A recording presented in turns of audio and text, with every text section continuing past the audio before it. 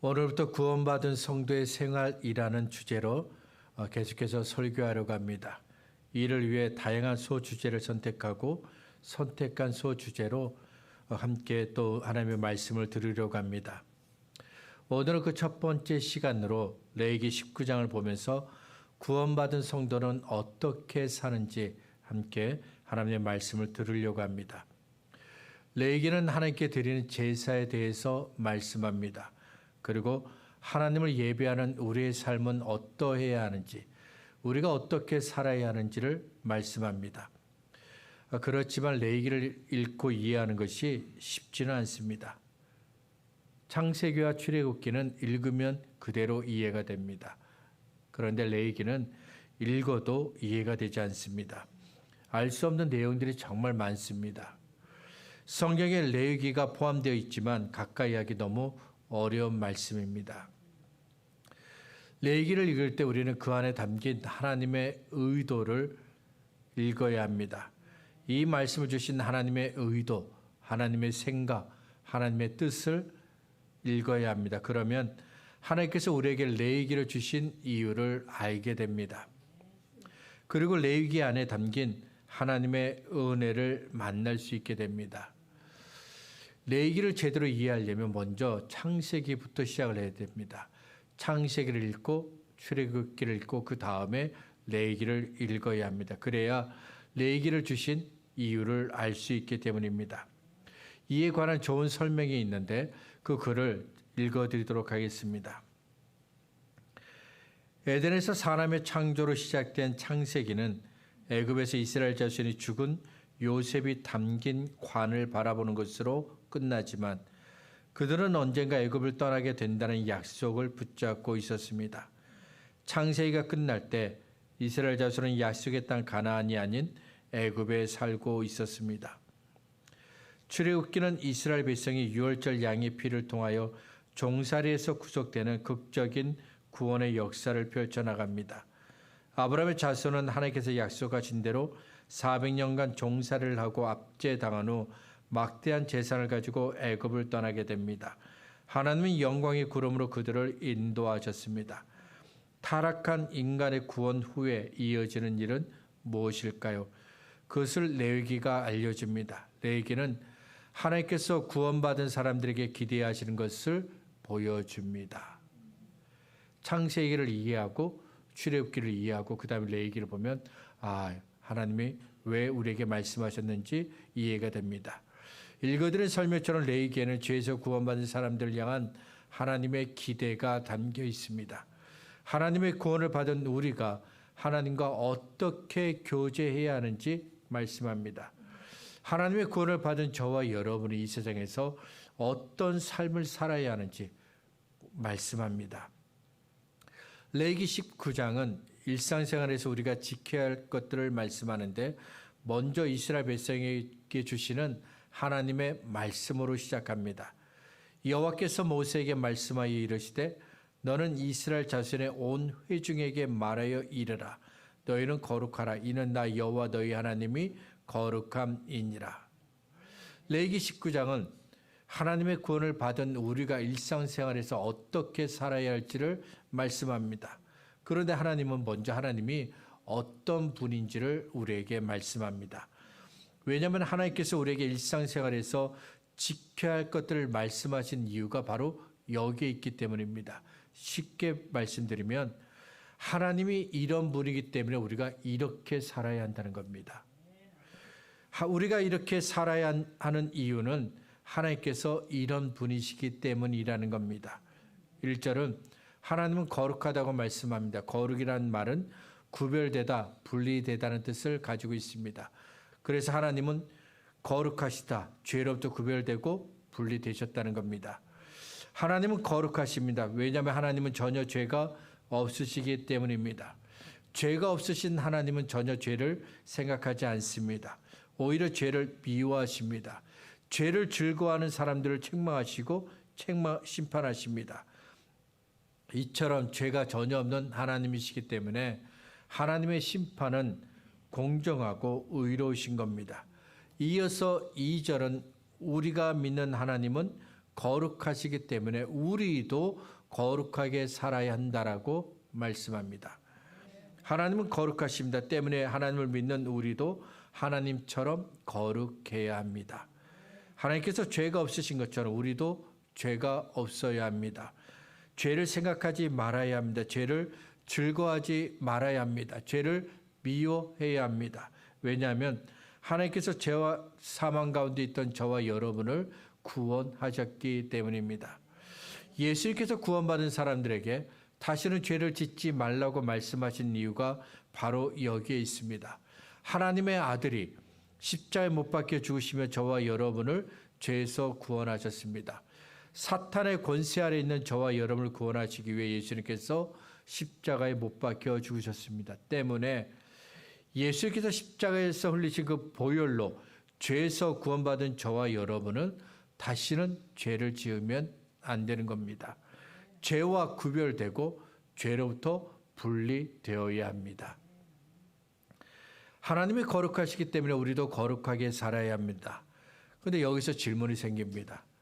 우리가 거룩하게 살려면 어떻게 해야 할까요? 어떻게 사는 것이 거룩하게 사는 것일까요? 질문을 생각하면서 함께 하나님의 말씀을 살펴보도록 하겠습니다. 우리가 함께 읽은 37절은 레위기 19장의 결론에 해당됩니다. 결론을 이해하려면 앞에 있는 3절부터 36절까지의 말씀 모두를 보아야 합니다. 크게 세 부분으로 나눌 수 있는데 성경을 가지고 계신 분들은 성경을 펼쳐서 말씀을 같이 하나씩 살펴보도록 하겠습니다.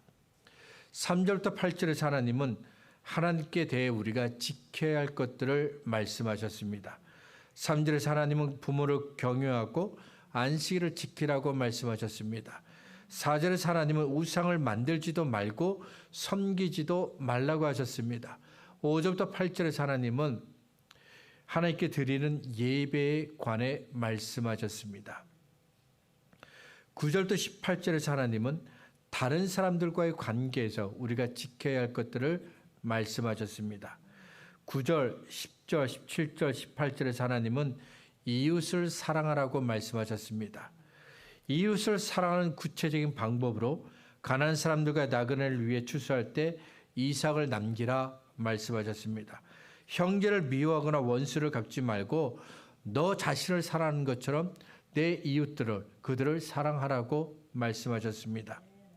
11절부터 16절에서 하나님은 이웃의 권리를 존중하라고 말씀하셨습니다. 예를 들어 도둑질하지 말라, 남의 재산을 보호하라고 하셨습니다. 거짓되게 행동하거나 거짓말하지 말라고 하셨습니다. 부정적인 말을 하지 말고 이웃의 명예를 지키라 말씀하셨습니다. 이웃의 것을 빼앗지 말라고 하셨고 품꾼의 삭을 빼앗거나 신체 장애자를 저주하거나 괴롭히지 말라고 하셨습니다.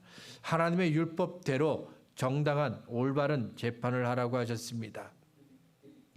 19절부터 36절에서 하나님은 일상생활에서 우리가 지켜야 할 다양한 여러 가지 규례를 말씀하셨습니다. 19절에서 하나님은 제일 먼저 다른 것과 섞지 말라 하셨습니다. 하나님은 두 가지를 서로 섞는 혼합을 경계하셨습니다. 상자 안에 신선한 과일이 가득 있습니다. 근데 그 과일 속에 썩은 과일 하나가 있습니다. 그럼 어떻게 되나요? 나머지 신선한 과일들도 다 썩어버립니다. 마찬가지로 다른 것과 섞여서 혼합이 되면 위험합니다. 왜냐하면 하나님은 하나님께서 창조하신 본래의 모습, 본래의 질서가 보존되는 것을 원하셨기 때문입니다. 이스라엘이 앞으로 거할 땅은 가나안 땅입니다. 그 땅에서 사는 동안 이스라엘은 의도적이든 의도적이지 않든 하나님을 향한 믿음과 가나안 땅에 사는 사람들의 풍속을 교묘하게 섞는 일이 일어날 수 있습니다. 평화, 공존, 조화라는 명목으로 혹은 함께 살아가기 위한 좋은 지혜라는 명분으로 제시하며 믿음과 가나안 땅의 풍속을 섞는 일이 일어날 수 있습니다. 그러나 섞이면 믿음의 길에서 벗어나게 됩니다. 고린도후서 6장에서 하나님은 의와 불법이 함께할 수 없다 말씀하셨습니다. 빛과 어둠이 함께할 수 없다. 하나님을 믿는 자는 하나님을 믿지 않는 자와 함께할 수 없다. 그리고 하나님의 전과 우상이 함께할 수 없다고 말씀하셨습니다. 20절부터 22절에서 하나님은 주인의 억압을 받는 여종에 대해서 말씀하셨습니다. 23절부터 25절에서 하나님은 각종 과일나무의 열매는 5년째가 되어야 먹을 수 있다 하셨습니다. 과일을 맺는 나무를 언급하시면서 하나님은 땅을 할례에 비유하셨습니다. 어린아이가 8일째 할례를 받는 것처럼 과일나무의 열매도 3년이 지난 후 딸 수 있고 5년째가 되어야 먹을 수 있습니다. 열매가 열리기까지 오랜 세월이 걸리는 과목을 통해 하나님은 이스라엘 백성이 지금만 헌신하는 것이 아니라 하나님을 향한 그들의 헌신이 몇 년이 지나도 변하지 않는 헌신이 되기를 원하셨습니다. 26절에서 하나님은 피와 함께 먹지 말라고 하셨습니다. 피를 먹는 행위는 그 땅에 살고 있던 이방인들이, 가나안 땅의 족속들이 우상을 섬기면서 했던 행위입니다. 그리고 하나님은 피를 생명이라고 말씀하셨습니다. 그래서 생명을 먹지 말라고 하신 겁니다. 26절에서 31절에서 하나님은 이방인의 풍습이나 관행을 본받지 말라고 하셨습니다. 점을 치는 것, 마술을 하는 것, 머리 가장자리를 둥글게 깎거나 수염 끝을 자르는 것, 죽은 사람 때문에 몸에 상처를 내거나 몸에 문신을 새기는 것, 이 모든 것들은 그 당시 사람들이 죽은 사람의 모습을 기억하기 위해 했던 행위이고 악한 신으로부터 보호받기 위해서 했던 일들입니다. 이런 행위들은 모두 하나님께서 만드신 창조를 훼손하는 악한 행위입니다. 하나님은 구원받은 사람들이 이방인들의 모습을 따라하는 것을 경계하셨습니다. 하나님을 믿지 않는 사람들의 습관과 삶과 생각을 따라가면 안 됩니다. 왜냐하면 그들이 하는 행위 하나하나에 우상을 숭배하는 것이 담겨 있기 때문입니다. 그래서 닮으면 안 된다는 겁니다. 하나님께서 우리 몸을 마음대로 다루는 것을 경계하신 또 하나의 이유가 있습니다. 내 몸은 내 것이 아니라 하나님의 것이기 때문입니다. 하나님은 하나님의 구원을 받은 우리 몸을 가리켜 성령의 전, 하나님이 거하시는 전이라고 말씀하셨습니다. 때문에 구원받은 사람은 내 몸은 내 것인데 내 마음대로 왜 못해? 라고 말하면 안 됩니다. 내 몸은 하나님의 것이니 오히려 소중히 여겨야 하는 겁니다. 29절에서 하나님은 딸을 더러운 창녀가 되게 하지 말라고 하셨습니다. 이 말씀을 통해 우리는 하나님의 관심이 어떻게 펼쳐지는지를 깨닫게 되는데 우리가 살고 있는 이 땅이 더러워지지 않기를 원합니다.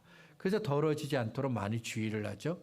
그런데 그것보다 더 중요한 것은 이 땅을 사랑하는 저와 여러분이 더럽지 않는 겁니다. 첫사람 아담의 범죄로 온 세상에 죄악이 퍼졌던 것처럼 한 사람의 죄가 땅 전체를 죄로 물들게 할 수 있습니다. 따라서 저와 여러분은 이 땅을 살아가는 때 우리 자신이 더러우면 안 되는 겁니다. 30절에서 하나님은 안식일을 거룩히 지키고 성소를 귀히 여기라고 하셨습니다. 31절에서는 무당을 믿지 말라고 하셨습니다. 32절에서 하나님은 노인을 공경하라고 하셨습니다.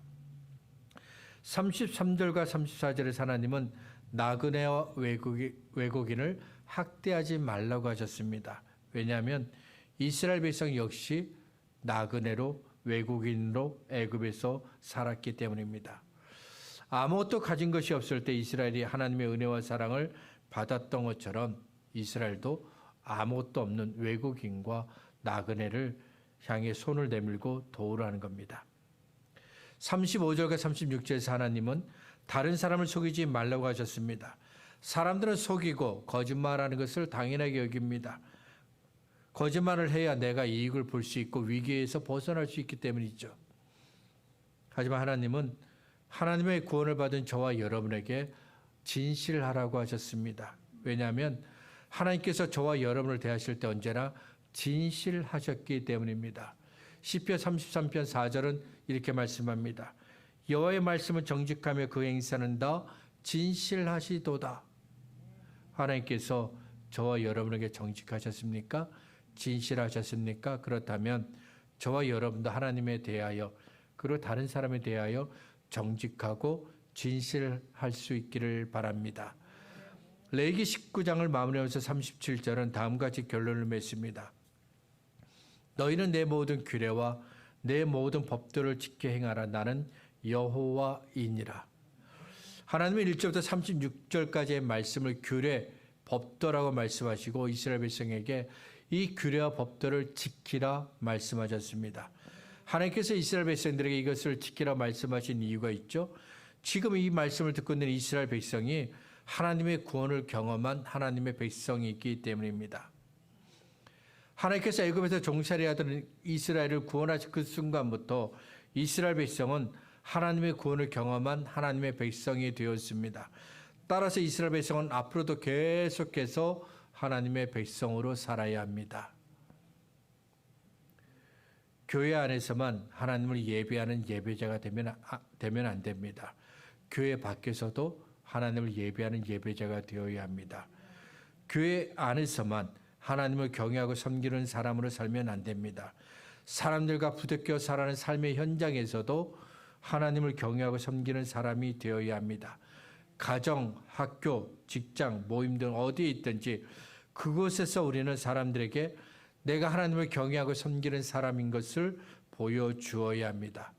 레위기에 있는 내용이 신약 성경에도 있습니다. 사도행전과 로마서를 포함한 다른 성경들도 예수를 믿어 죄에서 구원받은 우리가 어떻게 하나님을 섬겨야 하는지 말씀합니다.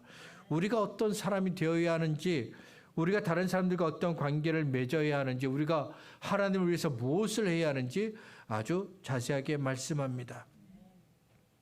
레위기에 있는 내용이 성경 곳곳에 있습니다. 하나님의 구원을 받은 사람의 생활은 달라야 하기 때문입니다. 때문에 하나님의 구원을 받은 사람에 대한 그들의 삶에 관한, 생활에 관한 이야기가 성경 곳곳에 있는 겁니다.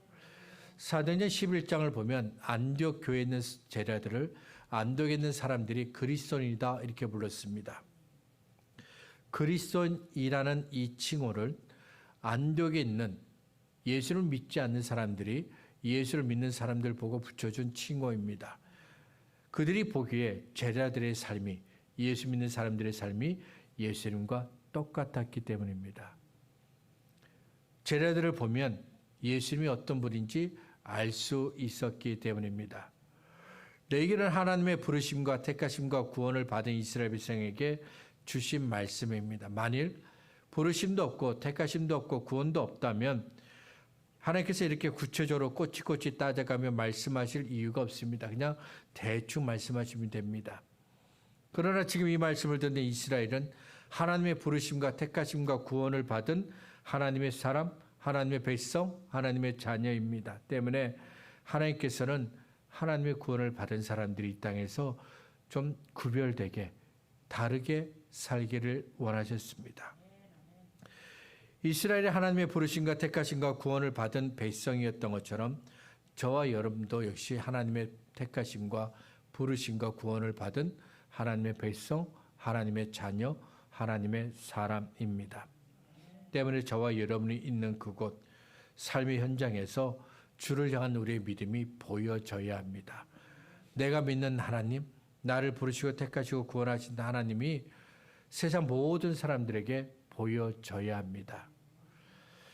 싱클레어 퍼거시라는 사람이 이런 말을 합니다. 우리는 하나님의 말씀을 우리의 삶에 민감하게 적용할 때 비로소 하나님의 뜻을 발견하게 됩니다. 하나님의 뜻은 멀리 있는 것이 아닙니다. 하나님께서 하신 말씀 안에 있습니다.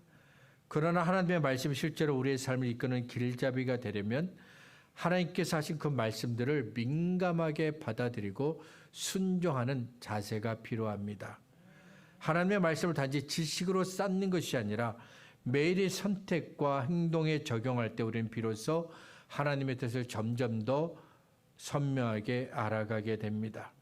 하나님의 말씀이 내 삶에 살아 움직일 때 우리는 하나님이 원하시는 방향으로 움직이게 되고 그 길에서 우리를 향한, 나를 향한 하나님의 뜻을 이루어 가게 됩니다. 우리의 삶이 하나님의 말씀 앞에 진심일 때 하나님은 우리를 통해 그분의 뜻을 이루어 가십니다. 이 일을 돕기 위해 한 가지 이야기를 들려드리겠습니다. 마가복음 14장을 보면 어떤 여인이 예수님께 다가와서 예수님의 머리에 향유를 부었습니다. 그 향유를 본 사람들이 향유의 가치를 300데나리온으로 이야기합니다. 그 당시 노동자가 하루 일하고 받는 임금이 한 데나리온입니다. 그런데 300데나리온, 엄청난 비싼 향유를 여인은 예수님의 머리에 다 부었습니다. 예수님을 사랑했기 때문이죠. 그런데 그 자리에 있는 다른 사람들은 여인의 행동을 보고 화를 냈습니다. 향유를 팔아서 가난한 사람들에게 나눠주는 것이 더 좋다며 여인의 행동을 비난했습니다. 화를 냈던 사람들의 말을 다시 한번 들어보시길 바랍니다. 그들은 가난한 사람들을 돕는 것과 예수님께 드리는 것을 비교했습니다. 어떤 것이 더 가치가 있는 것이, 어떤 것이 더 좋은 일인지 비교했습니다. 여러분이 보실 때 가난한 사람들을 돕는 것과 예수님께 드리는 것 둘 중에 어떤 것이 더 가치가 있고 더 중요한 일인가요? 어떤 것을 우리가 먼저 해야 할까요? 어떤 것이 더 좋은 일입니까? 여인에게 화를 내는 사람들에게 예수님은 말씀하셨습니다. 가만두라. 너희가 어찌하여 그를 괴롭게 하느냐. 그는 나에게 좋은 일을 했다. 사람들은 여인이 300데나리온이나 되는 향유를 예수님께 부은 것을 보고 아깝다라고 생각했습니다. 돈을 허비한 것으로 여겼습니다. 그 돈으로 가난한 사람들을 돕는다면 그 일은 더 가치가 있고 더 좋은 일이다라고 여겼습니다. 하지만 이렇게 생각하는 사람들의 마음속에는 하나님을 경외함이 없었습니다.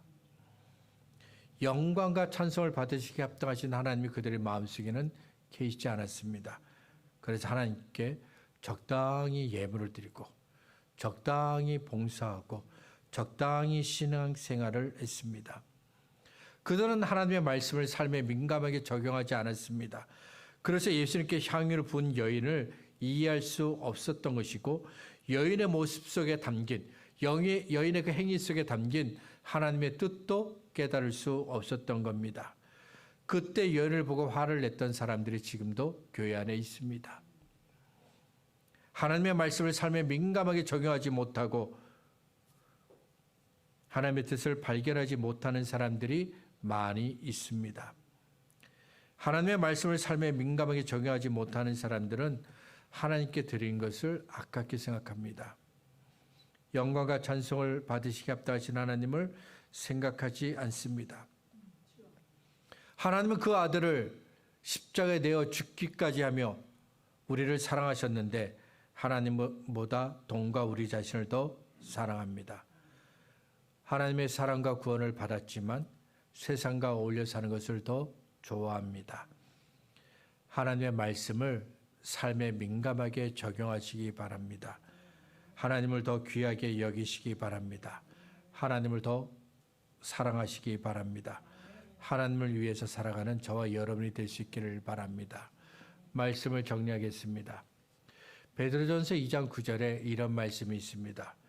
그러나 너희는 택하신 족속이요 왕같은 제사장들이요 거룩한 나라요 그의 소유된 백성이니 이는 너희를 어두운 데서 불러내어 그의 기이한 빛에 들어가게 하신 이 아름다운 덕을 선포하게 하려 하심이라. 베드로전서 2장 9절은 우리에게 우리가 받은 하나님의 구원, 하나님의 은혜, 하나님의 사랑을 사람들에게 널리 알리라고 말합니다. 내가 받은 하나님의 구원, 하나님의 은혜, 하나님의 사랑을 사람들에게 알리는 방법은 간단합니다. 하나님의 구원을 받은 사람으로 살면 됩니다. 하나님은 저와 여러분이 어느 곳에 있든지 하나님의 구원을 받은 사람으로 살기를 원하셨습니다. 누구를 만나든지 하나님의 사랑을 받은 사람으로 살기를 원하셨습니다. 무슨 일을 하든지 하나님의 은혜를 받은 사람으로 살기를 원하셨습니다. 교회 안에서나 교회 밖에서나 언제나 하나님을 예배하는 예배자로 살기를 원하셨습니다. 우리 모두 하나님의 구원을 경험한 사람으로 살 수 있기를 바랍니다. 하나님의 사랑을 받고 하나님의 은혜를 받은 사람으로 살 수 있기를 바랍니다.